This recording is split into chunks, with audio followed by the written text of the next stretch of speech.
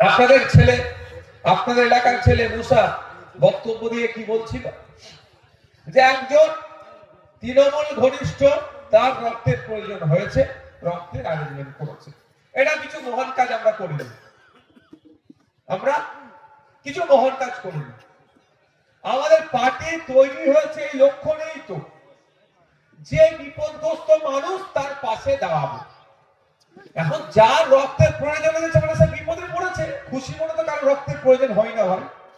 তাহলে তার ধর্ম, জাত, বর্ণ, রাজনৈতিক পরিচয় আমরা দেখব না, আমরা চেষ্টা করবো অ্যারেঞ্জ করে দেওয়া। আমাদের হাতে যদি ক্ষমতা থাকে অ্যারেঞ্জ করে দেওয়ার, করে দিই, অন্যথায় আমরা বেড টু বেড গিয়ে রক্তের ব্যবস্থা করে দিই।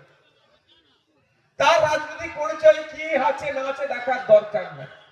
গতকালকে ভাঙড় বিধানসভায় বেওতা 2 নম্বর অঞ্চল কমিটির উদ্যোগে একটা রক্তদান শিবির হয়েছে, 630 জন রক্ত দিয়েছে। ওখানে আমি জানতাম না মানে এত ইউনিট রক্ত একজনকে দিতে হয়েছে। আমাদের ফোন আসলে আমি রেফার করে দিই আমাদের দায়িত্বশীলদের কাছে। একটা ব্যক্তির 18 ইউনিট, 18 ব্যাগ যদি বলি ভুল হবে না, 18 ইউনিট রক্তের প্রয়োজন হয়েছিল। আমরা তাকে, সেই ব্যক্তিটাকে 18 ইউনিট রক্তের ব্যবস্থা করে দিয়েছি।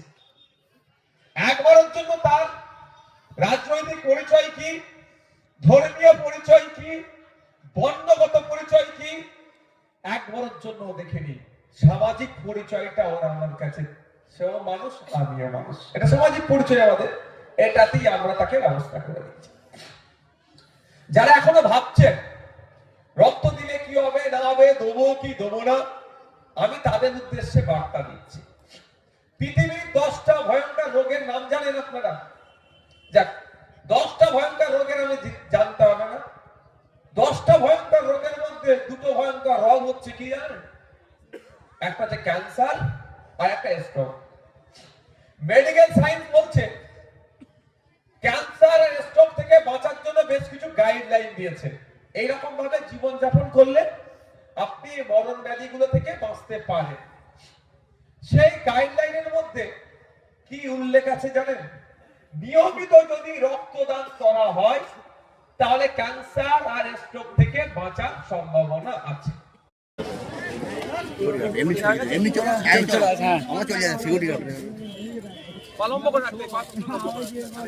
আমি দেখেছি ডাক্তার স্যার, ঠিকঠাক বলছি তো নাকি?